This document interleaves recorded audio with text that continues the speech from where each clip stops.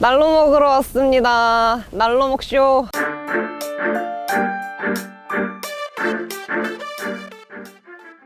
네, 여기는 백범 광장인데요. 남산에 위치해 있고요. 여기 와보시면은 김구동상이랑 이시영 그 초대 부통령이었던 이시연 선생 동상이 있습니다. 원래 이곳에는 이승만 대통령 동상이 있었는데요. 4.19 때 동상이 없어지고 이제 이시영이랑 김구의 동상이 생겼다고 합니다.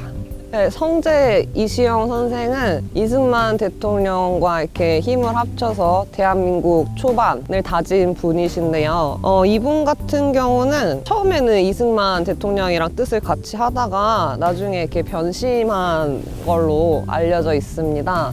그래서 백범 김구가 49년 6월에 암살이 되니까 이제 문상 후 추도사를 발표하기도 했던, 그러니까 백범 김구와 긴밀한 관계를 유지하신 분입니다.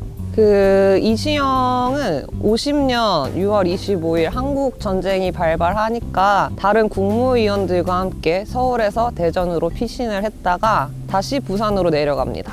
그 부산으로 피신해 있던 중에 이제 51년 국민방위군 사건이 있는데 이거를 지켜보면서 제1공화국에 대한 깊은 실망감에 빠지게 돼요. 그래가지고 이시영은 이제 언론에다가 국정 혼란과 사회 부패상에 대한 책임을 통감한다는 요지의 대국민 성명서를 발표하고 부통령직을 사퇴하게 됩니다. 그러고 2대 대통령 선거에 출마하기도 했었어요. 물론 안 됐지만요. 53년 4월 17일 오전 1시 50분 이제 부산 동래 임시거처에서 완전 통일의 그날을 못 보고 눈을 감으니 통안스럽다라는 말을 남기고 노환으로 사망하셨습니다. 그 사인에 관해서는 근데 그 피난처에서 아들을 잃고 그 상실감에 뭐 이렇게 돌아가셨다 뭐 이런 설도 있어요. 여기 보면은 호랑이 2마리가 양쪽에 이렇게 멋있게 약간 포효하는 모습을 표현한 것 같고요. 이제 가운데 이제 이시영 선생 동상이 있습니다. 보시면 뭔가 굉장히 인자한 표정으로 베풀 것 같은 모습, 인자한 모습을 하고 있고, 의자 같은 경우는 보면은 의자에 데코가 보면은 이렇게 무궁화 장식이 다 돼 있고요. 그 동상들을 아까 전봉준 동상도 그렇고 이 이시영 동상도 보면은 손발이 굉장히 크게 표현이 돼 있어요. 이게 동상이 손발이 커야 멀리서 봤을 때 어색하지가 않거든요. 근데 실제 비율로 따졌을 때는 말도 안 되게 큰 거예요. 근데 보통 동상 제작을 할 때 손발을 크게 제작을 합니다. 특히 위대한 인물 같은 거를 표현할 때 특히 그렇게 하죠.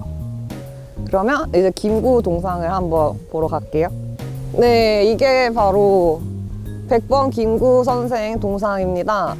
근데 워낙 김구는 위인으로 이렇게 교과서에서도 꼭 빠지지 않고 나오는 인물이기 때문에 그런 흔한 얘기는 빼고 김구 선생이 그러니까 대한민국 정부 수립에 반대했던 일화에 대해서 소개를 해드리려고 합니다.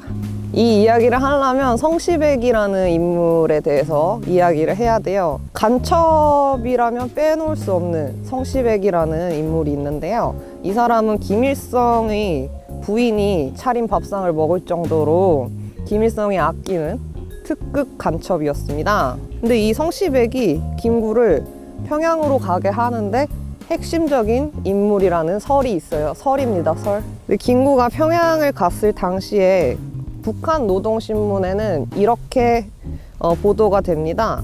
성시백 동지는 남북협상을 성과적으로 보장하기 위하여 위대한 수령님의 높으신 권위를 가지고 극단한 반동분자로 있던 김구 선생을 돌려 세우는 사업체에도 큰 힘을 넣었다.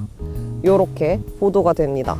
그냥 엄청난 간첩이죠. 근데 사실 그 대한민국 임시정부 수립의 중심 세력이었던 김구 선생은 47년 12월 초까지만 해도 대한민국 건국에 매우 협조적이었습니다. 심지어 김구가 이승만 박사가 주장하는 정부는 결국 내가 주장하는 정부와 같다라는 말까지 했을 정도예요. 그리고 48년 1월 25일에도 유엔 감시 하에 수립되는 정부가 중앙 정부라면 38선 이남에 하나여 실시되는 선거라도 참가할 용의가 있다라고 총선 참여 의사도 밝혔습니다. 그런데 이제 바로 다음 날인 1월 26일에 김구의 태도가 돌변을 하게 되는데요. 갑자기 이런 말을 합니다. 미군과 소련군이 철수하지 않고 있는 남북의 현재 상태로는 자유스러운 분위기를 가질 수 없으므로 두 나라 군대가 철수한 후 총선거를 해서 통일정부를 구성해야 한다 라고 완전 그 대못을 박아버리는 거죠. 근데 그 임시정부 중심 세력이었던 김구가 이런 발언을 하니까 이제 독립운동가들도 적지 않은 충격을 받게 됩니다. 그리고 이런 돌발 발언 4일 전에 소련의 주 유엔 대표 안드레이 그로미코가 유엔 한국 임시위원단의 입국을 거부한다는 성명을 발표하기도 했었어요. 네, 아무튼 유엔의 감시 하에 총선이 가시화되기 시작하는데 그렇게 되니까 평양에 있던 박헌영이라는 인물이 남한의 선거를 폭력수단을 동원해 저지하기로 결심을 합니다. 그러고 라디오 방송을 통해 남로당에게 지시를 내립니다.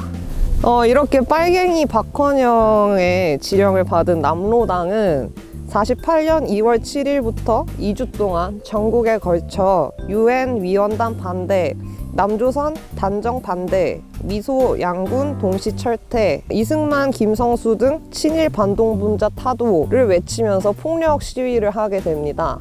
이제 특히 우리가 잘 알고 있는 4.3 사건이 일어났던 제주도에서는 인민해방군이라 불리는 남로당 당원들이 일본군이 남겨놓고 간 소총과 수류탄, 검 등으로 무장을 하고 경찰서를 공격을 합니다. 이게 바로 4.3 사건이죠. 이때 이제 경찰 및 우익 청년 단체들을 대상으로 무차별 폭력을 행사하고요. 탄에 있지 말고 해변으로 나와라 이러면서 막 그랬던 그 4.3 사건이 진행이 되는 겁니다.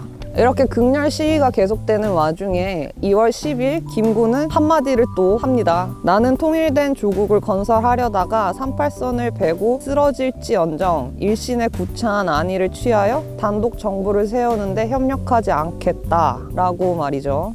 그런데 유엔은 이걸 뭔가 위기를 감지를 했나 봐요. 총회를 열어가지고 유엔 감시가 가능한 지역에서의 선거안을 통과시킵니다. 이렇게 선거안이 통과가 되니까 김구랑 독립운동가였던 김규식은 남북의 분단을 막기 위해서 북측에 협상을 제안합니다. 네, 그리고 이렇게 김구가 협상안을 제안을 하면은 가장 좋아하는 사람이 누굴까요? 바로 소련입니다. 왜냐면은 북한 그 김일성은 소련의 명령을 듣고 있는 상황이었기 때문에 소련이 아주 그냥 좋아가지고 죽죠. 그래서 소련은 막 이것저것 뭐 계획들을 세우고 남북 협상에 임하는데요. 네, 소련 군정은 김구와 김규식 일행을 회유하기 위해서 김일성을 통해 두 사람에게 직위를 부여하고 조선민주주의 인민공화국 헌법이 통과된 후 통일정부를 세울 것이라고 제의를 했습니다.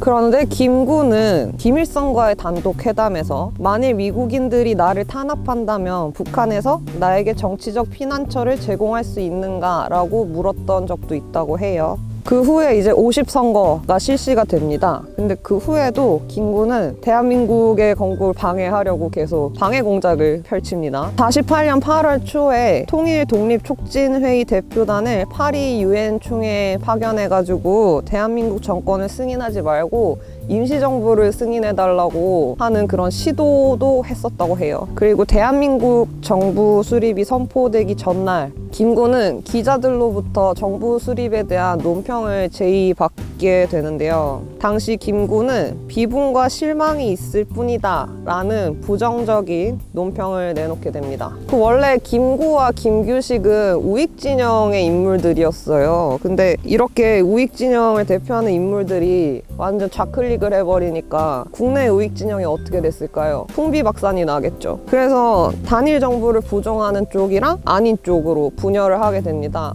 이때 그 아까 말씀드렸던 부통령 이시영 풍비박산이 나는 과정에서 1공화국에 대한 그런 불신이 생긴 게 아닐까 제가 한번 추측해 봅니다.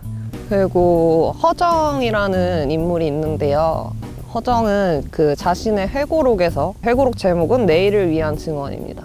김구에 대한 그런 얘기를 남기게 되는데, 요즘도 간혹 백범의 노선에 따랐더라면 남북 분단의 장기화는 피할 수 있었을 것이라고, 결국은 어떠한 형태로든 통일 정부가 수립되었을 것이 아닌가 하고 말을 하는 사람들이 있다. 나의 입장을 말한다면 당시 정세로 보아 남한 단독 정부 수립은 최선의 길이었다. 그때 만일 남한에 민주정부가 수립되지 않았더라면 우리나라의 공산화는 필연적이었을 것이다 라고 서술을 합니다. 그리고 이 허정이라는 인물은 김구를 이상만을 추구하려는 인간으로 평을 합니다. 8.15 해방 이후에 이제 민족의 독립과 자유를 가져오기는커녕 국토 분단과 그 외국 군사들이죠. 군사 점령이라는 쪽으로 그 이야기가 흘러가니까 이승만은 이런 주장을 펼칩니다. 우리가 독립운동을 한다고 40여 년 동안 국제회의마다 애걸하고 다녔다. 우리 조선의 독립을 승인해 주시오. 우리 말 좀 들어주시오. 이렇게 애걸복걸하고 다녔다. 그래도 독립할 수 없었다. 그런 상황이었는데 지금 50 총선거를 치르면 반쪽 독립이지만 조선은 독립한다. 반쪽이 아니라 제주도에서만이라도 정부를 세워 주권을 갖게 되면 국제 무대에서 우리의 주장을 펼칠 수 있지 않느냐. 그런데 이 권리를 통일이라는 꿈을 위해서 평양에 가는 것으로 대신하고 포기하려 하는가. 당신들이나 하시오. 역사에 대한 책임은 내가 지겠소 라고 멋있는 말이죠. 국부답습니다. 대한민국의 국부다워요. 48년 7월 11일에는 자유중국의 위험한 주 서울총영사는 비밀리에 김구랑 만나서 대한민국 정부 수립을 지지하기 바란다는 장제스 총통의 뜻을 김구에게 전하면서 왜 대한민국 건국에 반대하는지를 물어봅니다. 그때 김구는 이렇게 말합니다. 내가 평양에서 열린 남북한 지도자 회의에 참석 한 가지 동기는 북한에서 실제 일어나고 있는 일들을 알아보려는 것이었습니다. 공산주의자들이 앞으로 3년간 조선인 붉은 군대의 확장을 중지하고 그 사이에 남한이 전력을 다한다고 해도 공산군의 현재 병력만한 군대를 만들기는 거의 불가능합니다. 러시아인들이 손쉽게 남쪽을 기습할 것이며 당장 남한의 인민공화국이 선포될 것입니다 라고 속마음을 털어놓는데, 참 그 북한이 이긴다라는 말을 돌려서 한 것 같아요. 실제로 50년 6월 25일 북한이 남침을 하게 되죠. 그래서 김구가 이렇게 종잡을 수 없는 그런 행위를 했던 이유 중 하나가 아까 초반에 말씀드렸던 성시백이라는 인물에게 포석당했기 때문이라는 주장이 많이 나오고 있습니다. 그 김구의 추종자였던 조경하는 서영해가 나타나 남북한을 통틀어 총선거를 하면 선생님이 대통령이 되실 텐데 무엇하러 이승만이 주도하는 남한만의 선거에 참여하려 하십니까? 라고 하기도 했다고 합니다.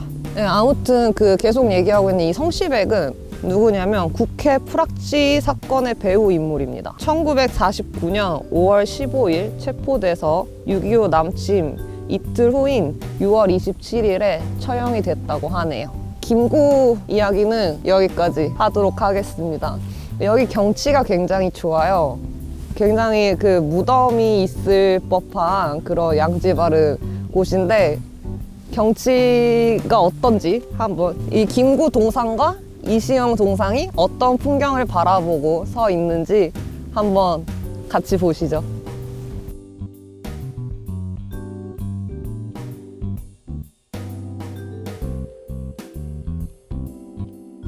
네, 영상 재밌게 보셨나요? 오늘은 여기까지 해가 저물고 있기 때문에 여기까지로 하고요. 다음에는 독립문을 한번 가려고 해요. 거기에 또 다른 동상이 있는데 독립문도 가고, 네, 박정희 대통령 동상 같은 경우는 구미에 있기 때문에 제가 예전에 갔던 사진으로 이렇게 보여드리면서 한번 재밌는 영상 또 만들어 보도록 하겠습니다. 그러면은 난로 먹으러 왔는데 난로 먹지 못하고 있는 난로 먹씨였습니다. 너무 추워요. 다음에 봬요.